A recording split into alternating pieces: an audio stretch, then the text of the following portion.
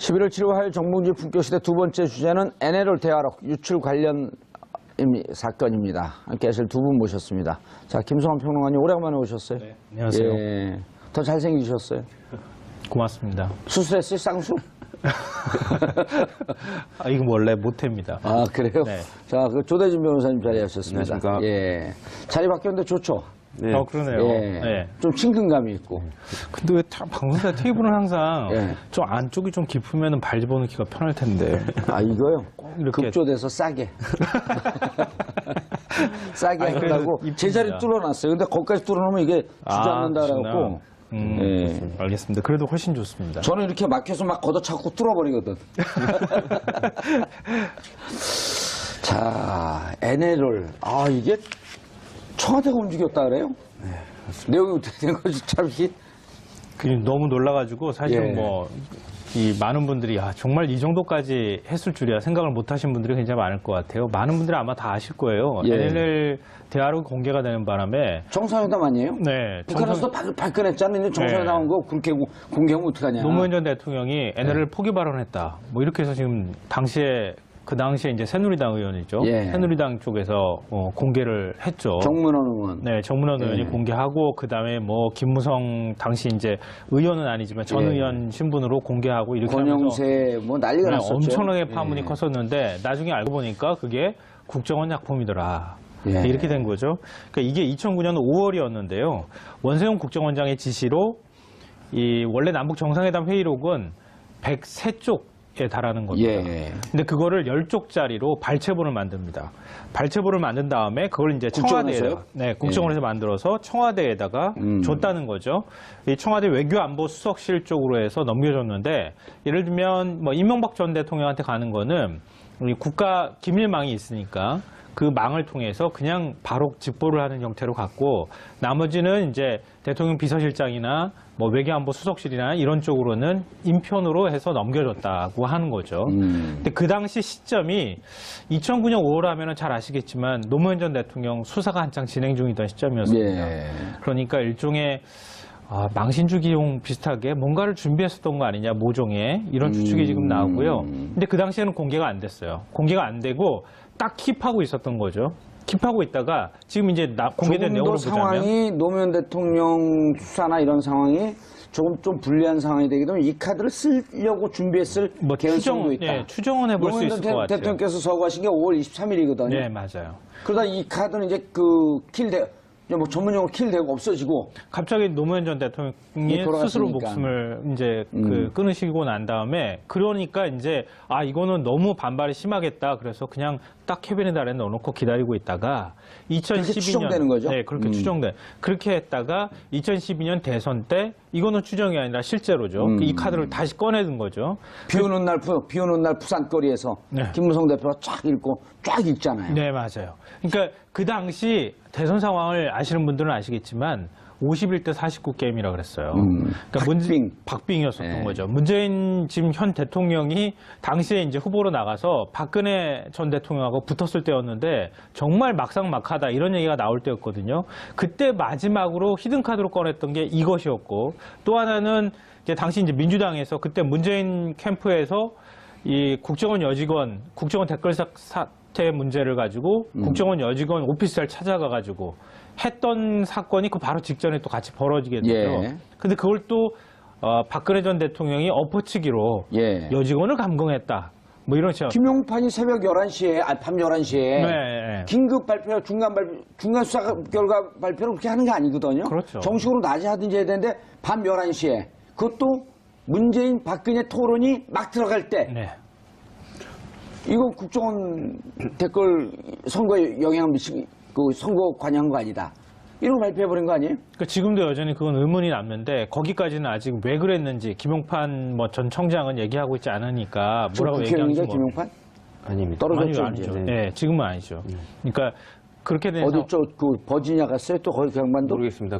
출마는 했던 걸로 시도를 했던 걸로 기억을 하는데요. 어쨌든 현 의원은 아닌 걸로 알고 있습니다. 뻑하면 다들 미국으로 도망가니까. 그러니까 어찌됐든 결론적으로 말씀드리면은 당시에 NLL 대화록 포기 발언이 굉장히 큰 정치적 쟁점이 됐기 때문에 어쩌면은 이것도 추정입니다만 그 당시에 그 발언이 폭로되지 않았으면 새누리당에서 김무성 지금 전 대표가 얘기하지 않았더라면 예. 대선 결과가 달라졌을 수도 있겠죠. 우리가 지금 뭐 추정해 보건데. 그러니까 굉장히 큰 사안이었는데 그게 알고 봤더니 국정원이 만들었던 작품이었다. 그리고 국정원이 만든 걸 청와대가 그걸 그 시기에 써먹었던 거였다. 이렇게 그냥 요약 정리를 할 수 있을 것 같습니다. 그러니까 2009년도에 국정원이 만들어서 청와대 보고한 내용이 김무성 전 대표가 얘기한 내용과 일치한다는 거죠. 그렇죠. 이거는 뭐 김무성 전 대표는 검찰서 받으러 들어가면서 난 찌라시 보고 얘기했다 이렇게 얘기했잖아요. 그때도 아무도 사실은 그거 믿을 사람이 없었거든요. 사람이 말이라는 게 어떻게 그렇게 똑같이 만들어냅니까? 그걸 붕어빵처럼 만들어낸다고 흉내내려고 해도 못 흉내내는 거를 그대로 쪽지 꺼내가지고 줄줄줄 읽었었는데 그걸 찌라시를 통해서 봤다고요? 사실 믿을 사람이 아무도 없었던 거였는데 이번에 그게 김무성 전 대표 손에도 발췌본이 들어가서 읽은 거였다라고 하는 사실이 다시 확인된 거죠. 근데 이게 이제 그 국정원 개혁특위에서 나온 내용 아니에요, 이게? 네, 그렇죠. 정치권으로 흘러갔다는 것을 확인을 했고요. 근데 어떠한 경위로 김무성 의원에게, 이제 현 의원에게 갔는지는 밝히지는 않고 있습니다. 아마 수사기관에 그 역할을 맡길 것으로 보이는데. 예. 근데 지금 아까 평론가님께서 말씀 주셨지만 그 당시에 아까 믿을 사람이 누가 있느냐, 일반 국민은 그렇게 생각했지만 검찰은 믿어줬거든요. 검찰은 당시에 찌라시인 것 같다. 그렇게 얘기를 하고 있으니 뭐 맞는 것 같다라고 넘어가줬는데 이번에는 이제 그 국정원이 만들어서 김무성 의원 측에다 전달한 이 과정, 누구를 통해서 흘러가는 과정을 반드시 수사해야 될 것으로 보입니다. 예. 그거 수사하라고 수사 의뢰를 한 거죠. 예. 그러니까 어떻게 보면 당연히 거기 관련된 사람들은 다 소환되겠지만 김무성 의원도 당연히 나와서 도대체 누구한테 이걸 들었는지. 아니 일단 원세훈 원장한테 당신 이거 누구 짓으로 이걸 이렇게 요약을 해서 이게 그 대통령 기록물 아니에요? 대통령 기록물이죠. 그러니까 대통령 기록물이게 되면 30년 동안 오픈을 못하든지 그렇게 되어 있는 거 아니에요? 그러니까 원세훈 원장이 이거를 대화록으로 그 관련된 자료로 만들기 위해서 먼저 했던 행동이 이게 1급 비밀이었는데 2급 기밀로 낮춥니다. 낮춘 다음에 그 관련된 부분을 이제 정리하도록 이제 지시를 하거든요. 그건 법적으로 하자가 없는 건가요? 그 부분은 어떤 과정을 거쳐서 이렇게 수위를 낮췄는지는 또 이제 들여다봐야 조사해야 되는 거죠. 그렇죠. 자, 수위를 낮춰갖고 1급 기밀은 20년 내에 30년 동안 들여다볼 수 없으니 네. 그걸 2급 기밀로 낮춰갖고 열람할 수 있게끔 하고 네. 그 열람을 한 상태에서 그것을 요약을 해서 청와대 보고를 했고 이게 누구 지시로 했냐라고 하는 것을 조사를 해야 되는 거 아니에요? 그렇죠. 근데 지금 원세훈 국정원장한테 놓여진 모든 혐의들이 다 그런 겁니다. 과연 당신이 혼자 했느냐, 아니면 누구한테 지시를 받았느냐. 근데 관련된 부분들이 너무 혼자 했다고 지시를 하기에는 받은 게 아니라 쥐시를 받은 거죠. 네, 뭐 그럴 수도 있을 것 같습니다. 지시. 예.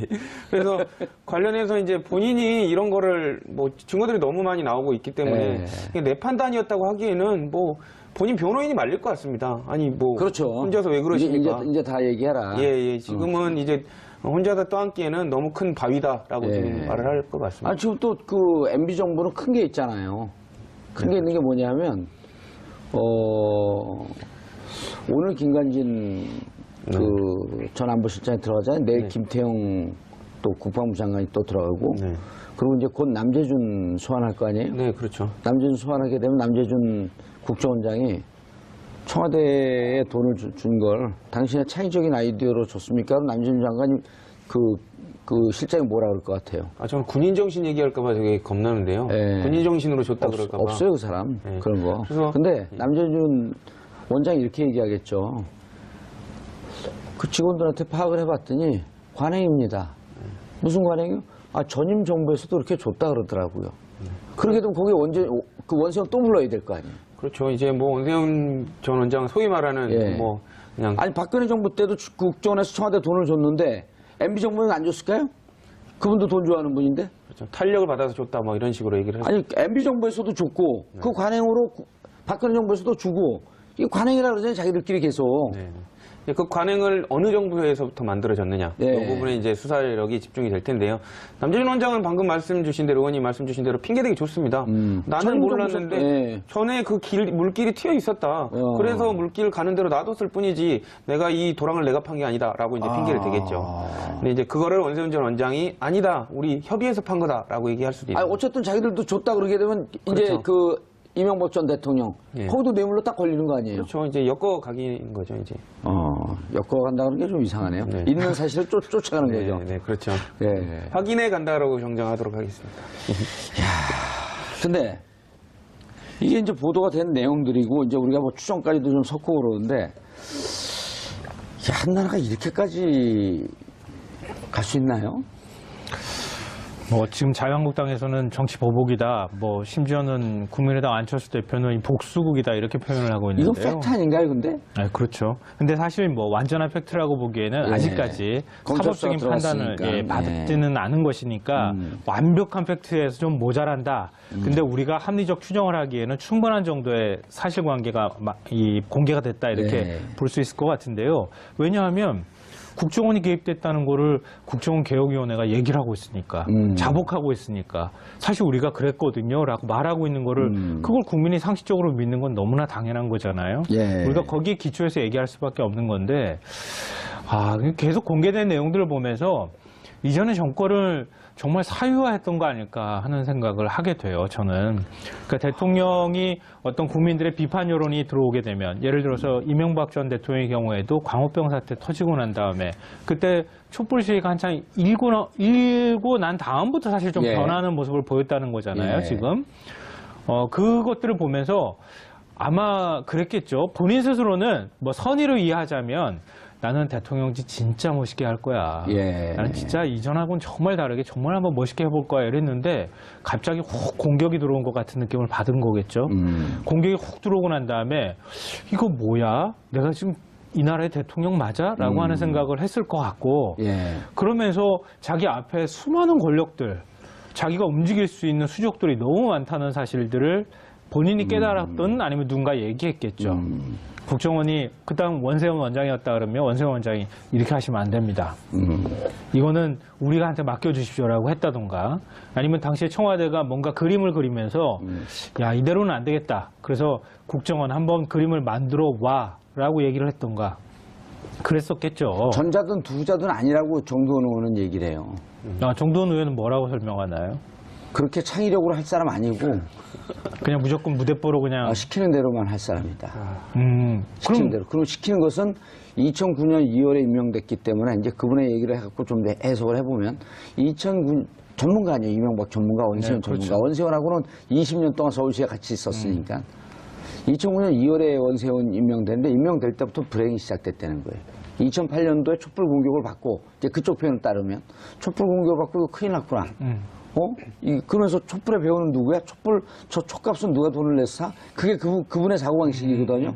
배우 세력이 있어서 자기를 공격하려고 하는 좌파 세력이 있다 이렇게 보고 네네. 그럼 이걸 막을 수 있는 충직한 사람은 원세훈밖에 없다. 그러니까 이 모든 그림은 청와대 작품일 가능성이 높다는 거죠. 저도 그렇게 비슷하게 말씀드린 거예요, 사실. 아니, 원세훈 네. 원장이 독자적으로 창의적으로 이런 나이들 낼 수는 없을 거다. 어떻게 원세훈 원장 혼자 머리에서 나올 수 있었겠어요. 예. 아무리 국정원장이지만 국정원장을 보좌하는 조직이라는 게 있는 거고요. 우리나라 공기업 어느 공기관을 가더라도 기관장 되면요. 그 밑에 기관장을 뒷받침할 만한 사람들이 그럼요. 생겨요. 예. 다.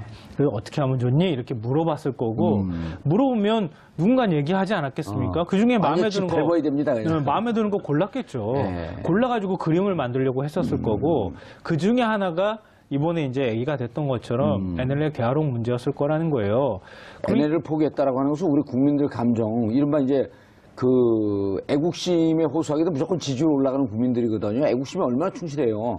근데 포기했다면 거기에 내용도 잘 몰라요, 사실. 노무현 대통령이 얘기했던 것은 선으로 되어 있는 건 맨날 싸우니 선을 면으로 바꿔서 공동 어로 수용을 만들자 이 얘기였었거든요. 네, 맞아요. 근데 그거를 NLL 포기했다고 포기했다고 이렇게 주장을 했으니까 그것도 더군다나 발췌록으로 만든 10페이지짜리 딸랑 보고 예. 103쪽이나 되는 것들을 발췌한 것들을 가지고 국정원에서 어떻게 자신의 발췌를 입맛에 했는지 맞게. 모르겠지만 네. 그렇죠. 그걸 청와대가 쥐고 있으면서 기다렸다가 때를 보고 2012년도에 공개를 했다 이렇게 봐야 되는데요. 예. 저는 이번 문제가 크게 세 가지로 정리될 것 같아요. 첫째로는 정치적으로 남북 정상회담 대화록 대통령 기록물을 마음대로 이용했다. 특히 대선 기간 동안에 정치적 의도를 갖고 차기 일종의 미래 권력을 만든다고 하는 측면에서 사용했을 가능성이 굉장히 높다. 그러니까 우리가 얘기하는 것처럼 이명박 박근혜 정부라고 하는 게 연결될 수밖에 없다는 맞아요. 게 바로 그런 국민들이 현명한 지점이고요. 거예요. 어떻게 이명박근혜 정권을 그렇게 묶어갖고 얘기를 해요? 네, 맞아요. 그리고 그게 댓글 사건으로 계속 지금까지 이어져 왔던 거 아닙니까? 그리고 둘째로는 예. 김무성의 거짓말입니다. 김무성의 거짓말.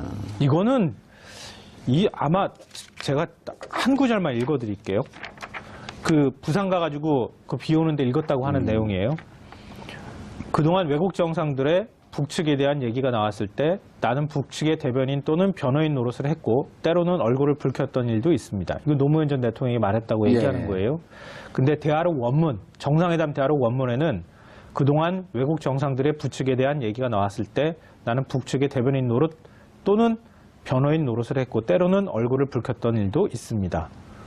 이걸 어떻게 만듭니까? 이걸 문장을. 두 개가 똑같은데요?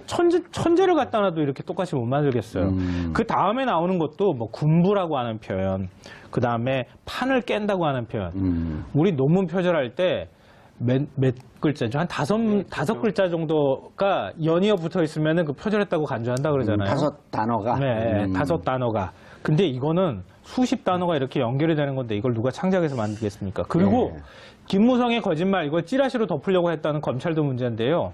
그렇게 거짓말을 한 게 사실상 지금 드러나고 있는 상황인데 그 당사자가 바른정당에서 또 통합하라는 이유로 자유한국당으로 다시 의원들을 데리고 들어갔다는 겁니다. 김무성 의원이요? 네. 예. 이것도 상당히 심각한 문제고요. 세 번째로는 이게 남북 정상회담 대화로 이거 공개했다는 게 굉장히 정쟁화가 됐잖아요. 예. 2013년도에 이걸 가지고 1년 내내 사실은 맞아요. 싸웠어요. 예. 1년 내내 싸울 때 여당, 지금 이제 야당 자유한국당 의원들이겠죠. 이거 정말 몰랐을까요? 김무성 의원도 자기도 다 알았을 텐데 그럼 알면서도 야권하고 거짓말하고 뭉치고 특검 들어가고 그럴 때 다 아니라고 하면서 그렇게 길을 쓰고 싸우고 그렇게 했었어요. 그러니까 이거를 도대체 어떻게 봐야 되는가 이 세 가지 쟁점으로 좀 봐줘야 될 것 같습니다. 그래서 그때 당시 검찰 수사 내용을 좀 검찰한테 이제 그 홍상수 감독의 그 영화만 자꾸 생각나요. 그때는 틀렸고 지금은 맞다. 네. 검찰 진짜 반성해야 되는 거죠. 결과가 어떻게 나왔어요 그때? 일단 거기 이제 고발됐던 당사자들은 거의 다 무혐의 처리가 났었죠. 그리고 김무성 대표 같은 경우는 방금 말씀 주신 대로 거의 똑같이 읽었음에도 불구하고 검찰의 설명이 그래프 나오네요. 정문원 의원만 500만 원 약식 기소가 됐었고요. 많은 사람들이 같이 이제 고발이 됐었는데 뭐 김무성 의원, 서상기 그때 정보위원장, 조원진 의원, 조명철 의원, 윤재옥 그다음에 권영세 주중대사 전부 다 무혐의가 났고요. 저분들 이제 다 소환 대상인가요?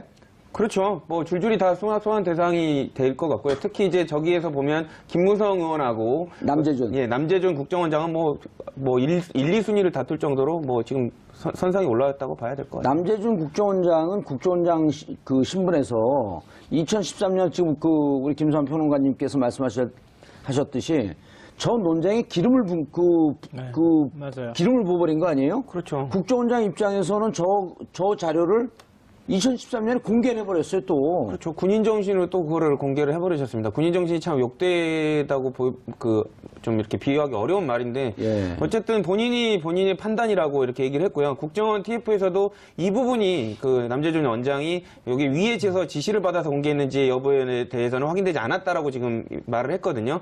하지만 그 부분도 수사하는 과정에서 남재준 전 원장 입에서 무슨 얘기죠?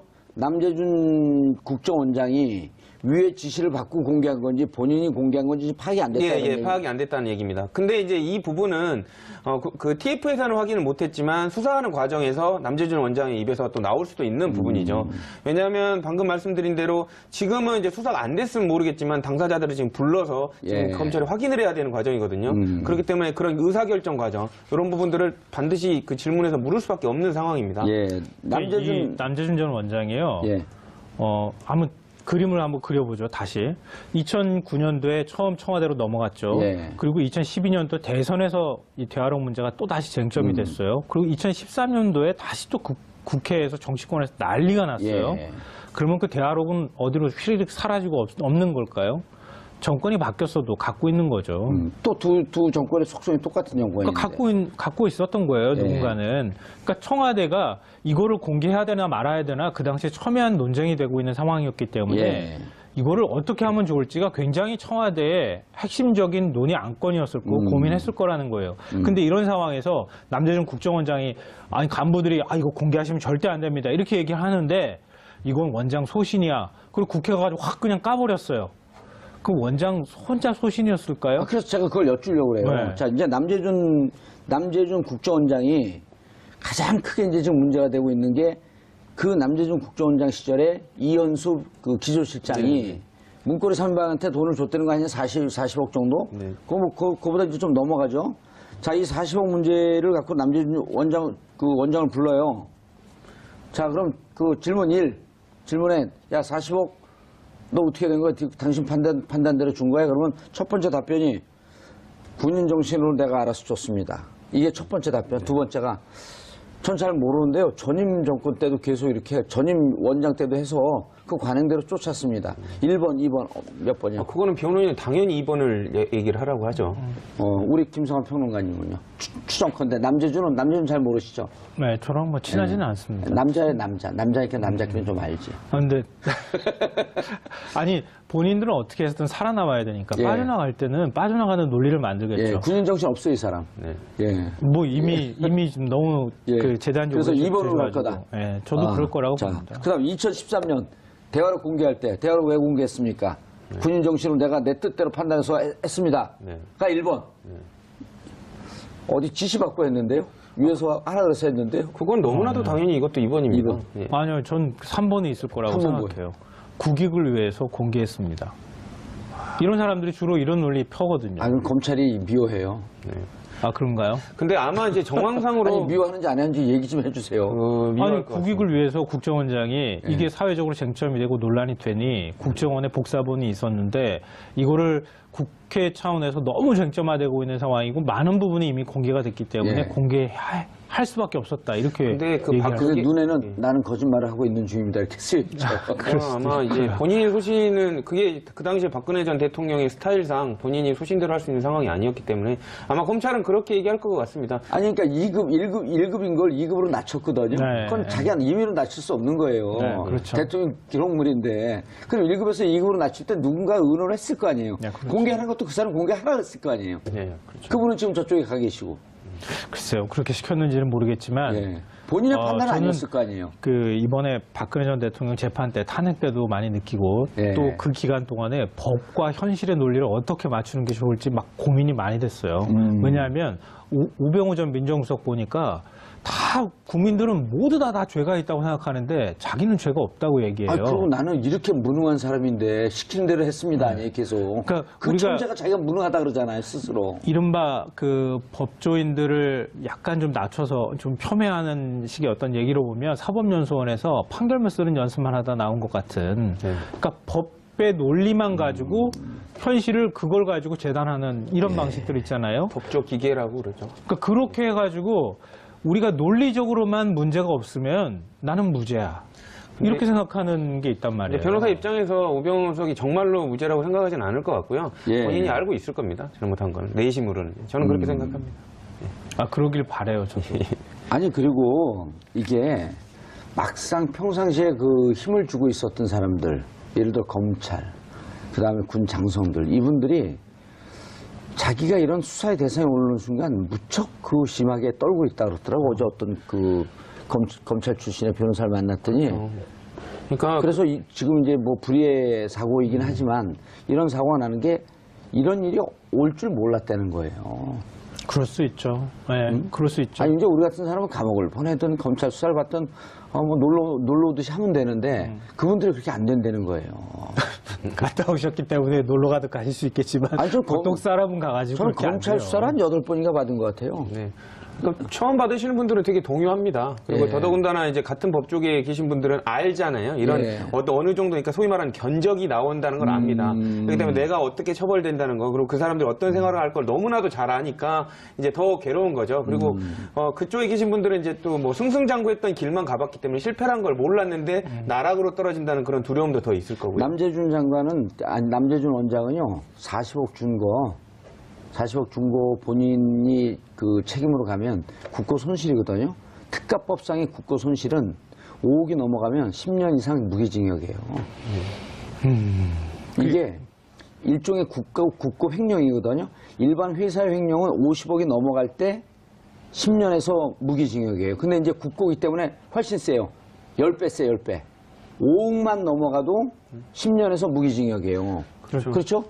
특가법상의 이제 국고 손실은. 그 여기가 걸리면 이분 무기징역 살아요. 근데 이런 분들은 이렇게 얘기하겠죠. 이쪽 주문에서 꺼내가지고 이쪽 주문으로 넣는데 이게 왜 죄가 되냐. 검찰이 이렇게 그러죠. 얘기하겠죠. 계속 넣으세요. 그냥 감옥 살면서 나는 계속 넣으세요. 단 한 푼도 받은 게 없다. 이렇게 예. 얘기하겠죠. 자기 돈을 갖다가 뇌물을 준 거거든. 그리고 뇌물을 받은 사람은 임명권자. 그래서 이것은 내용 자기 돈이 중요한 아닌 거죠. 국민 세금을 갖다가 그게 쓰라고 하는 아니에요. 예산을 이쪽 호주머니에 있던 국정원 호주머니에 있던 거를 청와대 쪽 호주머니로 옮겨준 것 뿐이다 나는. 이것도 국민 세금이고 이것도 국민 세금이고 난 누구한테 잘 보이려고 갖다 바친 게 아니다. 예. 대통령이 갖고 오라고 해서 이쪽 국민 세금을 이쪽에다 갖다가 놓은 것 예. 뿐이다라고 주장하겠죠. 이렇게 주장하면요.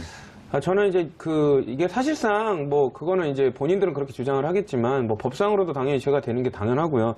지금 누구를 위해서 아까 말씀 주신 대로 이제 대통령 그 당시 우리는 밑에 있었으니까 좀 보호해주자 이런 논리는 이제 안 통할 것 같고 사실상 데스 게임이 시작되지 않았나 싶습니다. 그 징후가 그래서 서로 죽이려고. 예, 나만 살고. 저는 그걸 언제 느꼈냐면요. 이재만 총무비서관 박 대통령이 신복 아닙니까? 긴급 체포된 지 몇 시간 안 돼서 대통령 지시라고 불어버렸거든요. 예. 이제는 본인이 안 불면 변호사하고 상담을 하고 들어갔었을 가능성이 높네요. 그렇죠.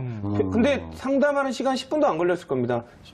지시받았다고 해라. 그렇지 않으면 오래 계신다. 이 답을 줬을 겁니다. 그러니까 이제는 살아야 되니까요. 아니, 김수환 평론가님, 그런 거 있잖아요. 예를 들어서, 프리즈너스 딜레마, 범죄인의 딜레마라고, 네, 공범을 양방으로 죄수 딜레마죠. 양방에 나눠놓으면 결국 서로 200%씩 분되는 거 아니에요? 그렇죠. 지금 이 박근혜 전 대통령이 지시를 했다고 하는 것까지 얘기하는 거는 죄수의 딜레마가 통하는 거라고 생각돼요. 근데 그 다음 단계로 가면은 죄수의 딜레마의 정반대 어떤 게임 논리가 사슴사냥 게임이라는 거예요. 같이 협심을 해야지 다 살아남을 수 있어요. 근데 그게 안 되는 거 아니에요, 결국? 지금은 왜냐하면 돈 쓴 사람은 박근혜 전 대통령밖에 몰라요. 그 박근혜한테 하면 뭔다? 그렇죠. 박 전 대통령한테로 모는 거예요, 다. 나는 돈 하나도 안 썼고요. 주시는 거 받았어요. 그냥 박 전 대통령 갖다 줬어요. 이렇게 박근혜 얘기하는 전 거예요. 대통령한테 뭐라도 본인은 국고손실죄는 해당이 되는 거 아니에요? 정범은 당연히 되죠. 종범. 예. 관여는 했으니까요. 네. 똑같이 나와요, 그래도 공동 글쎄요. 이게 마지막으로 방조범은 떨어지는데 공동 정범 아니에요, 이게. 이제 그 부분에 있어서 이제 남재준 원장이나 기타 그 주변의 사람들이 형을 좀 감경받는 방법이 딱 하나입니다. 정말로 박근혜 전 대통령의 아집과 독선에 의해서 그렇게 하지 않을 수 없었다라는 분위기로 몰아갑니다. 반강제적으로. 예, 그렇게 돼버리면 우리는 하긴 했지만 어쩔 수 없는 우리도 약간 희생자 피를 조금 강조를 하면서 우리도 좀 멈추고 싶었지만 대통령 탄핵 받는 거 이거 보십시오. 우리가 어떻게 그 얘기를 했겠습니까? 그게 이재용 판결에 나왔던 소극적 뇌물. 그렇죠. 그런 분위기로 몰고 합심해서 이제 변론의 방향이 잡히면 그 방향으로 따라가는 거죠. 그러면 이제 박근혜 전 대통령 측에서는 정말 이제 곤란한 상황이 돼버리는 거죠. 그분은 이제 오랫동안. 예. 이게 법리적으로 좀 어떻게 될지 모르겠어요. 사실 저는 앞서도 잠깐 말씀드렸던 것처럼 현실과 우리가 알고 있던 상식과 법리적인 논리는 완전히 다르다고 하는 것들을 많이 느꼈어요. 지난번 이제 네. 국정단 사태 이후부터 계속 그런 생각을 하게 되는데 근데 요 문제는 이번에도 빠져나가기 힘들 것 같아요. 돈을 옮기긴 했는데 전부 다 이제 돈은 책임의 피로 옮길 수 없는 돈이거든요. 네, 옮길 수 없는 돈인데 갖고 오라고 한 예. 거죠. 그리고 특수활동비이기 때문에 얼마나 그게 흔적이 얼마나 정확하게 남았는지도 잘 모르겠어요. 근데 갔어요, 돈이. 갔는데 박근혜 전 대통령은 지금 MH그룹이라고 하는 듣도 보도 못한 진짜 듣보잡 국제법률지원팀이라고 하는 곳에 조력을 받아서 인권 탄압을 당한 사람으로 코스프레를 하고 있잖아요. 예. 그래서 입 다 닫고 나 또 어떻게 한번 해보려면 해봐라. 이렇게 해버리면 그러면 돈 갖다 준 사람들은 법률을 어떻게 적용할 거냐는 거예요. 굉장히 애매한 상황이 될 수도 있다고 봅니다. 알겠습니다. 국정원 댓글 수사 방해 의혹. 자, 이건 지금 어떻게 가죠, 이제? 장호중. 다 구속됐죠, 전원 다. 네, 장호중, 이재용. 이재용도 구속됐나요? 네, 다 구속됐습니다.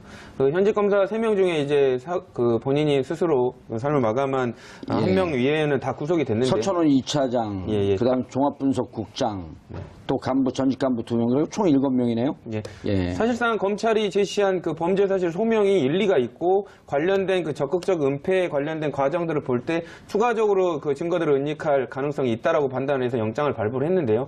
최초에는 지금 뭐 검찰 내부에서 현직 검사 3명을 어떻게 구속영장을 동시에 청구를 하느냐 이런 반발도 있었지만 사실상 그게 정당했던 것을 법원이 확인을 해준 상황이 됐기 때문에 예. 이런 부분들은 검찰이 이제 내부적으로 자성해야 되는 거 아닌가라는 오히려 반대 의견이 또 다시 나오고 있습니다. 네, 고 변창훈 검사와 관련해서는 사실 세상의 모든 죽음은 다 안타까운 거죠. 그럼요. 안타깝지 않은 죽음은 없는데요. 저는 그러니까 그 사실 자체에 대해서는 뭐 예를 들면 이제 변창훈 검사를 검찰에서 조사를 할 때 공안부 말석 부서에서 평검사가 조사를 했다. 뭐 이런 거 그게 어떤 인격적인 모욕감을 느끼게 하는 한 요인이었을 것이다. 뭐 여러 가지 얘기가 나오고 있거든요. 그런 면에서는 검찰이 조금 더 세심했으면 어땠을까 하는 뭐 이런 논리는 있을 수 있다고 봐요. 거기까지는 뭐 인간적인 문제라든가 아니면은 검사로서 그동안에 엄청나게 자존심이 있었던 사람이었는데 그런 부분에서 자존심이 확실하게 명예가 많이 이제 실추되는 감정을 좀 느꼈을 거라고는 생각되는데 다만 문제는 뭐냐면은 본인이 국정원에 파견이 돼서 원세훈 전 원장 법률 보좌를 했던 거잖아요. 그렇죠. 예. 근데 만약에 시켰어요. 댓글 사건에서 조작이나 증거인멸을 지시를 해서 어쩔 수 없이 따랐다면 국정원 직원은 아니잖아요. 나 싫어요. 나 다시 검찰로 보내줘요. 라고 말했으면 빠져나갈 구멍이 저는 있었을 것 같아요. 어제 제가 또 검찰 관계자를 만났더니 그게 불가하답니다. 왜냐하면 이게 검찰 뭐 동일체라든지 그리고 이 국정원장이라고 하는 것이 당시에 실질적으로 가장 예를 들어 이제 그 검찰들 중에서 파견 나가는데 국회, 청와대, 그 국정원 요 순서대로 스펙이 좋은 에이스들이 나가는 데 아니에요. 네, 그렇죠. 그러니까 자기 인사권자하고 직접적 연관이 되었기 때문에 거절할 수가 없었다는 거예요. 그러면은 그게 또 이제 일반 아주 밑에 있는 평검사급이면 상관이 없는데 거의 부장검사급이 부장검사죠. 그러니까 네. 승진을 염두에 둬야 되는 상황이기 때문에 23기면 올해 검사장 승진 된 사람이 기수들이거든요. 있습니다. 예. 그러면 자기 친정을 향해서 자기가 제대로 수사를 못하게 지금 그럼 막았던 보세요. 거잖아요. 그 장호중 부산지검장 같은 경우는 원래 감찰이고 여기는 지금 법률보좌고 같은 팀도 아니에요. 근데 두 개를 같은 팀으로 묶어놓고 여기서 일사불란하게 또 시뮬레이션까지 했다는 거 아니에요. 그 장호중 가서 네. 제대로 준비가 되어 있는지 한번 보자. 근데 이게 이미 그러니까 이게 문제가 되는 게 하나의 조직 속에서 인사권을 갖고 있는 쪽에서 움직이니까 어떻게 할 도리가 없었다는 거예요. 그리고 이 변창훈 검사 같은 경우는 이미 그 국정원 직원 중에 자살한 변호사, 정모 변호사, 네. 그분을 하고도 계속 통화를 했다는 거 아니에요? 그분을 상황 파악을 위해서 예. 그러니까 뭔가 이제 먼저 수사를 받고 그러니까 분위기가 이상하다는 걸 알았겠죠. 그리고 이재용 검사도 계속 그 양반하고 통화를 했고. 네. 아마 이제 본인들도 이제 가담한 입장에서 어떤 부분을 이제 검찰이 칼을 겨누고 있느냐, 우리의 역할을 어느 정도 받느냐에 관련돼서 이제 상당히 본인들이 검사했으니까 누구보다 잘 알죠. 사안이 이게 그냥 모욕감 이런 것도 있었겠지만 사안이 너무 위중한 사안이라는 건 본인들이 알았던 것 같아요. 근데 이거는 사실 좀 우리가 냉정할 필요가 있는데요. 그렇다 하더라도 면죄부는 받을 수 없는 거죠. 그렇죠. 그럼요. 그리고 네. 나머지 있는 그 장호중이나 이재용 이런 분들 있잖아요, 지금. 네. 그리고 그런 죄에 관련되는 문제, 우리가 분명히 본인 스스로가 검사기 때문에 이게 위법한 행위인지 아닌지 잘 알고서도 저지른 일이기 때문에 그 부분에 대해서는 면죄부를 네. 받을 수 없는 그럼요. 건데 네. 다만 왜 근데 그렇게 극단적인 선택을 했을까 하는 부분이 안타까운 거예요. 근데 그렇게 극단적인 선택을 했다는 것은 소위 서울대법대 소년등록하고 서울대법대 나오고 일찍 패스한 분이에요, 또. 예. 그러니까 거의 제가 보니까 대학 때 패스한 것 같아요. 4학년 넘기 전에 패스했더라고요. 그렇게 하고 쭉 공안검사로 20년 이상 승승장구하다가 그러니까 굉장히 승진욕이 강했을 수도 있지만 한편으로는 굉장히 나약한 사람이었다는 생각도 네. 들어요. 자, 이 사건이 있지만 어쨌든 검찰은 여기서 수사를 멈추거나 할 그런 조짐은 전혀 안 보이고 있죠. 그렇죠. 이제 수사는 계속 될 것 같고요. 이제 구속이 됐기 때문에 이제 소환해서 추가적인 부분들을 확인할 것으로 보입니다. 근데 이제 장호중 검사장 같은 경우에는 뭐 영장 실체 심사도 포기를 했었거든요. 예. 어느 정도 본인의 책임이 있을 거라고 좀 자포자기하는 분위기인 것 같아서 의외로 또 재판이라든지 향후 조사에 또 적극적으로 임해버릴 가능성도 있습니다. 그게 그 기소가 된다면 차라리 양형에 오히려 참작이 될 가능성이 있기 때문에. 아니, 왜냐하면 이분들이 자신들이 먼저 기획한 작품이 아니고 남재준 원장의 지시에 의해서 이렇게 됐던 거 아니에요. 그렇죠. 그러니까 이제 그거를 해놓는 순간 양형은 좀 참작이 될 수 있겠죠. 당연히 참작이 됩니다. 예. 그럼 남재준 원장을 더 엄하게 처벌해야겠네요. 그 남재준 원장은 무기되니까. 또, 또 다른 사람 그 지휘권자를 뭐 탓하겠죠. 그렇죠. 그런 순간 이제 이게 이명박, 박근혜 이게 이제 두 분 다 빠져나기 좀 힘들어지는 거죠. 그럼 대한민국 법의 논리는 이게 다 순환 논리인 것 같아요. 예. 다 책임 떠넘기고 끝나네요. 그렇게 보면. 책임지는 사람은 있겠죠. 책임지는 예. 사람은 반드시 있을 수밖에 없는 그림입니다. 예, 알겠습니다. 두 분 인사하시고요. 네. 예. 그렇습니다. 자, 11월 7일 화요일 정보문제 품격시대 마치겠습니다. 감사합니다. 또 광우병 사태 터지고 난 다음에 그때 촛불 시위가 한창 일고 난 다음부터 사실 좀 예. 변하는 모습을 보였다는 거잖아요. 예. 지금 그것들을 보면서 아마 그랬겠죠. 본인 스스로는 뭐 선의로 이해하자면 나는 대통령직 진짜 멋있게 할 거야. 예. 나는 진짜 이전하고는 정말 다르게 정말 한번 멋있게 해볼 거야 이랬는데 갑자기 훅 공격이 들어온 것 같은 느낌을 받은 거겠죠. 공격이 훅 들어오고 난 다음에 이거 뭐야? 내가 지금 이 나라의 대통령 맞아? 라고 하는 생각을 했을 것 같고 예. 그러면서 자기 앞에 수많은 권력들 자기가 움직일 수 있는 수족들이 너무 많다는 사실들을 본인이 깨달았든 아니면 누군가 얘기했겠죠. 국정원이 그당 원세훈 원장이었다 그러면 원세훈 원장이 이렇게 하시면 안 됩니다. 이거는 우리가 한테 맡겨주십시오라고 했다던가 아니면 당시에 청와대가 뭔가 그림을 그리면서 야 이대로는 안 되겠다. 그래서 국정원 한번 그림을 만들어 와라고 얘기를 했던가 그랬었겠죠. 전자든 두자든 아니라고 정도원 의원은 얘기를 해요.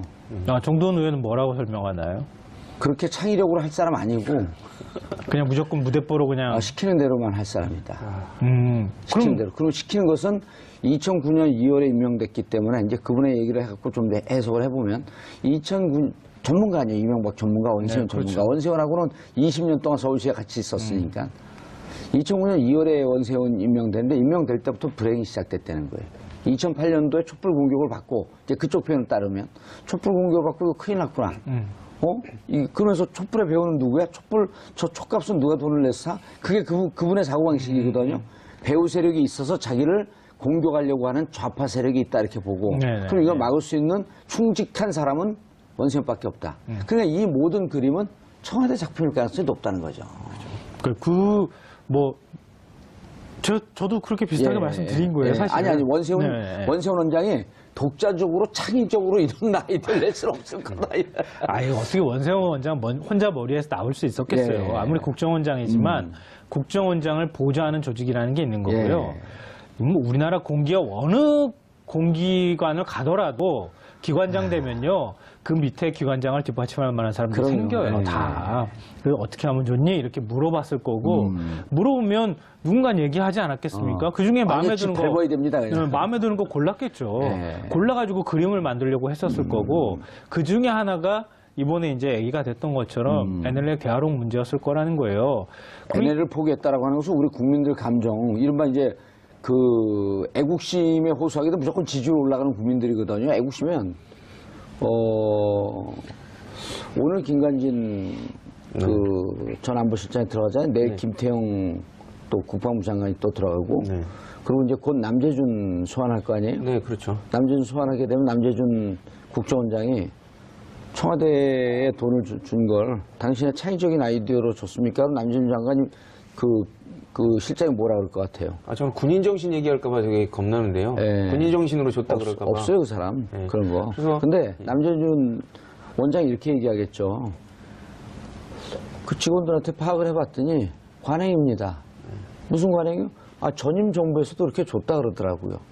그렇게 되면 거기 그 원세훈 또 불러야 될 거 아니에요? 그렇죠. 이제 뭐 원세훈 전 원장 소위 말하는 예. 뭐 그냥 아니, 박근혜 정부 때도 국정원에서 청와대 돈을 줬는데 MB 정부는 안 줬을까요? 그분도 돈 좋아하는 분인데? 그렇죠. 탄력을 받아서 줬다 뭐 이런 식으로 얘기를 했어요. 아니, MB 정부에서도 줬고 그 관행으로 박근혜 정부에서도 주고 이게 관행이라 그러잖아요. 자기들끼리 계속. 네. 그 관행을 어느 정부에서부터 만들어졌느냐. 예. 그 부분에 이제 수사력이 집중이 될 텐데요. 남재준 원장은 방금 말씀 주신 대로, 의원님 말씀 주신 대로 핑계대기 좋습니다. 나는 몰랐는데 예. 전에 그 물길이 튀어 있었다. 그래서 물길 가는 대로 놔뒀을 뿐이지 내가 이 도랑을 내가 판 게 아니다라고 이제 핑계를 대겠죠. 근데 이제 그거를 원세훈 전 원장이 아니다. 우리 협의해서 판 거다라고 얘기할 수도 있어요. 어쨌든 자기들도 줬다 그러게 되면 이제 그렇죠. 그 이명박 전 대통령 예. 거기도 뇌물로 딱 걸리는 거 아니에요? 그렇죠. 이제 엮어가기인 거죠, 이제. 엮어간다는 게 좀 이상하네요. 네. 있는 사실을 쫓아가는 거죠. 네, 그렇죠. 예. 확인해 간다라고 정정하도록 하겠습니다. 근데 이게 이제 보도가 된 내용들이고 이제 우리가 뭐 추정까지도 좀 섞고 그러는데 한나라가 이렇게까지 갈 수 있나요? 뭐 지금 자유한국당에서는 정치 보복이다. 뭐 심지어는 국민의당 안철수 대표는 복수국이다 이렇게 표현을 하고 이건 있는데요. 팩트 아닌가요, 근데? 아, 그렇죠. 근데 사실 뭐 완전한 팩트라고 보기에는 예. 아직까지 검찰 사법적인 수사 판단을 들어갔으니까. 받지는 않은 것이니까 완벽한 팩트에서 좀 모자란다. 근데 우리가 합리적 추정을 하기에는 충분한 정도의 사실관계가 공개가 됐다 이렇게 네. 볼 수 있을 것 같은데요. 왜냐하면 국정원이 개입됐다는 거를 국정원 개혁위원회가 얘기를 하고 있으니까 자복하고 있으니까 사실 우리가 그랬거든요 라고 말하고 있는 거를 그걸 국민이 상식적으로 믿는 건 너무나 당연한 거잖아요. 예. 우리가 거기에 기초해서 얘기할 수밖에 없는 건데 계속 공개된 내용들을 보면서 이전의 정권을 정말 사유화했던 거 아닐까 하는 생각을 하게 돼요. 저는. 그러니까 대통령이 어떤 국민들의 비판 여론이 들어오게 되면 예를 들어서 이명박 전 대통령의 경우에 11월 7일 화요일 정봉주 품격시대 두 번째 주제는 NLL 대화록 유출 관련 사건입니다. 함께 하실 두 분 모셨습니다. 자, 김성환 평론가님 오래간만에 오셨어요. 네, 안녕하세요. 예, 더 잘생기셨어요. 고맙습니다. 수술했어요, 쌍수? 이건 원래 모태입니다. 아, 그래요? 네. 자, 그 조대진 변호사님 자리하셨습니다. 안녕하십니까. 예. 자리 바뀌었는데 좋죠? 네. 그러네요. 예. 네. 좀 친근감이 있고. 근데 왜 방송사 테이블은 항상 예. 좀 안쪽이 좀 깊으면 발 집어넣기가 편할 텐데. 이거요? 이렇게. 급조돼서 싸게. 싸게 아니, 그래도 한다고 이쁩니다. 제자리 뚫어놨어요. 근데 거기까지 뚫어놓으면 이게 주저앉는다라고. 예. 알겠습니다. 그래도 훨씬 좋습니다. 저는 이렇게 막혀서 막 걷어차고 뚫어버리거든. 자, NLL. 이게 청와대가 움직였다 그래요? 네. 내용이 어떻게 된 거지, 참. 너무 놀라가지고 사실 예. 이 많은 분들이 정말 이 정도까지 했을 줄이야 생각을 못 하신 분들이 굉장히 많을 것 같아요. 많은 분들이 아마 다 아실 거예요. 예. NLL 대화록이 공개가 되는 바람에 정상회담 아니에요? 네, 북한에서도 발끈했잖아요. 정상회담 한 거 그렇게 공개하면 어떡하냐. 노무현 전 대통령이 NLL 포기 발언했다. 뭐 이렇게 해서 지금 그 당시에 이제 새누리당 의원이죠. 예. 새누리당 쪽에서 공개를 했죠. 정문원 의원. 네, 정문원 의원이 공개하고 그다음에 뭐 김무성 당시 이제 의원은 아니지만 전 의원 신분으로 공개하고 이렇게 하면서 권영세 뭐 난리가 났었죠. 엄청나게 파문이 컸었는데 나중에 알고 보니까 그게 국정원 약품이더라. 예. 이렇게 된 거죠. 그러니까 이게 2009년 5월이었는데요. 원세훈 국정원장의 지시로 원래 남북 정상회담 회의록은 103쪽에 달하는 겁니다. 예. 근데 그거를 10쪽짜리로 발췌본을 만듭니다. 발췌본을 만든 다음에 그걸 이제 청와대에다가 국정원에서 만들어서 청와대에다가 줬다는 거죠. 이 청와대 외교안보수석실 쪽으로 해서 넘겨줬는데 예를 들면 뭐 이명박 전 대통령한테 가는 거는 우리 국가 기밀망이 있으니까 그 망을 통해서 그냥 바로 직보를 하는 형태로 갔고 나머지는 이제 대통령 비서실장이나 뭐 외교안보 수석실이나 이런 쪽으로는 인편으로 해서 넘겨줬다고 하는 거죠. 근데 그 당시 시점이 2009년 5월 하면은 잘 아시겠지만 노무현 전 대통령 수사가 한창 진행 중이던 시점이었습니다. 예. 그러니까 일종의 망신주기용 비슷하게 뭔가를 준비했었던 거 아니냐, 모종의 이런 추측이 지금 나오고요. 근데 그 당시에는 공개가 안 됐어요. 공개가 안 되고 딱 킵하고 있었던 거죠. 킵하고 있다가 지금 이제 공개된 내용을 보자면 상황이 노무현 대통령 수사나 이런 상황이 조금 좀 불리한 상황이 되게 되면 이 카드를 쓰려고 준비했을 개연성도 있다. 추정은 해볼 수 있을 것 같아요. 대통령께서 서거하신 게 난 찌라시 보고 얘기했다 이렇게 얘기했잖아요. 그때도 아무도 사실은 그거 믿을 사람이 없었거든요. 사람이 말이라는 게 어떻게 그렇게 똑같이 만들어냅니까? 그걸 붕어빵처럼 만들어낸다고 흉내내려고 해도 못 흉내내는 거를 그대로 쪽지 꺼내가지고 줄줄줄 읽었었는데 그걸 찌라시를 통해서 봤다고요? 사실 믿을 사람이 아무도 없었던 거였는데 이번에 그게 김무성 전 대표 손에도 발췌본이 들어가서 읽은 거였다라고 하는 사실이 다시 확인된 거죠. 근데 이게, 이제 그 국정원 개혁특위에서 나온 내용 아니에요, 이게? 네, 그렇죠. 정치권으로 흘러갔다는 것을 확인을 했고요. 근데 어떠한 경위로 김무성 의원에게, 이제 현 의원에게 갔는지는 밝히지는 않고 있습니다. 아마 수사기관에 그 역할을 맡길 것으로 보이는데. 예. 근데 지금 아까 평론가님께서 말씀 주셨지만 그 당시에 아까 믿을 사람이 누가 있느냐, 일반 국민은 그렇게 생각했지만 검찰은 믿어줬거든요. 검찰은 당시에 찌라시인 것 같다. 그렇게 얘기를 하고 있으니 뭐 맞는 것 같다라고 넘어가줬는데 이번에는 이제 그 국정원이 만들어서 김무성 의원 측에다 전달한 이 과정, 누구를 통해서 흘러가는 과정을 반드시 수사해야 될 것으로 보입니다. 예. 그거 수사하라고. 수사 의뢰를 한 거죠. 예. 그러니까 어떻게 보면 당연히 거기 관련된 사람들은 다 소환되겠지만 김무성 의원도 당연히 나와서 도대체 누구한테 이걸 들었는지. 아니, 일단 원세훈 원장한테 당신 이거 누구 짓으로 이걸 이렇게 요약을 해서 이게 그 대통령 기록물 아니에요? 대통령 기록물이죠. 그러니까 대통령 기록물이게 되면 30년 동안 오픈을 못하든지 그렇게 되어 있는 거 아니에요? 그러니까 원세훈 원장이 이거를 대화록으로 그 관련된 자료로 만들기 위해서 먼저 했던 행동이 이게 1급 비밀이었는데 2급 기밀로 낮춥니다. 낮춘 다음에 그 관련된 부분을 이제 정리하도록 이제 지시를 하거든요. 그건 법적으로 하자가 없는 건가요? 그 부분은 어떤 과정을 거쳐서 이렇게 수위를 낮췄는지는 또 이제 들여다봐야 조사해야 되는 거죠. 그렇죠. 그것도. 자, 수위를 낮춰갖고 1급 기밀은 20년 내지 30년 동안 들여다볼 수 없으니 네. 그걸 2급 기밀로 낮춰갖고 열람할 수 있게끔 하고 네. 그 열람을 한 상태에서 그것을 요약을 해서 청와대 보고를 했고 이게 누구 지시로 했냐라고 하는 것을 조사를 해야 되는 거 아니에요? 그렇죠.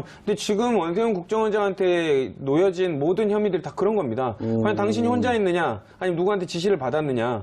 근데 관련된 부분들이 너무 혼자 했다고 지시를 하기에는- 받은 게 아니라 쥐시를 받은 거죠. 네, 뭐 그럴 수도 있을 것 같습니다. 지시. 예.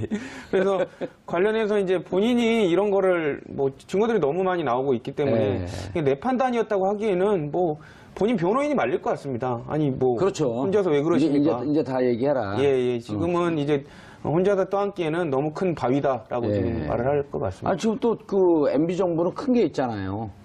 큰 게 있는 게 뭐냐? 5월 23일이거든요. 네, 맞아요.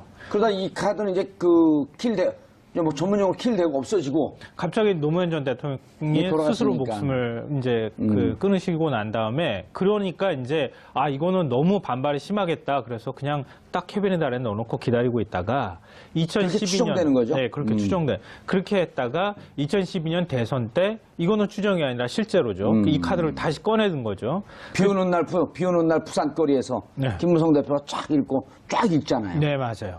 그러니까 그 당시 대선 상황을 아시는 분들은 아시겠지만 51대 49 게임이라 그랬어요. 그러니까 박빙이었었던 네. 거죠. 문재인 지금 현 대통령이 당시에 이제 후보로 나가서 박근혜 전 대통령하고 붙었을 때였는데 정말 막상막하다 이런 얘기가 나올 때였거든요.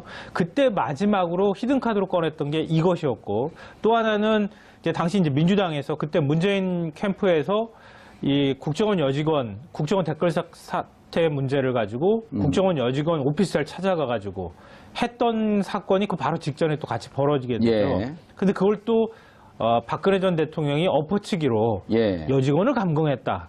뭐 이런 식으로. 김용판이 새벽 11시에, 밤 11시에 네. 긴급 발표, 중간 수사 결과 발표를 그렇게 하는 게 아니거든요. 그렇죠. 정식으로 낮에 하든지 해야 되는데 밤 11시에 그것도 문재인, 박근혜 토론이 막 들어갈 때 네.